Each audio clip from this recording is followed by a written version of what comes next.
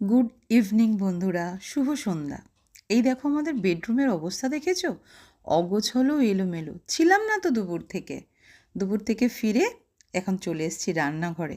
কারণ আমি খুব তাড়াতাড়ি ডিনার করি। আর্লি ডিনার আমার একটা অভ্যেস হয়ে গেছে। সন্ধ্যে 7টার মধ্যে আমার ডিনার কমপ্লিট হয়ে যায়। আজ কিন্তু বেসিন পরিষ্কার। হবার কথা ছিল বাঁধাকপি, হয়ে গেল ফুলকপি। এই দেখো কড়াই ভাজা চলছে। আজকে ডিনারে এটাই হবে। সঙ্গে থাকছে পরাঠা। আমি পরাঠা খেতে ভীষণ রকম ভালোবাসি। এখন আমি বলছি যে আমি একজন বিজনেসওম্যান হলে কি ঘর সংসারের কাজ করতে হয় না? এই তো দেখো না, চলে এসেছি রান্না করতে। ডিনার তৈরি করছি। এটা খাবে আমি আর আমার হাজব্যান্ড। আমি যেহেতু একটু আর্লি ডিনার করি, তাই আমি একটু তাড়াতাড়ি এইসব ভাজাভুজি করতে চলে এসেছি। সঙ্গে থাকছে পরাঠা। আমি পরোটা খেতে ভীষণ রকম ভালোবাসি।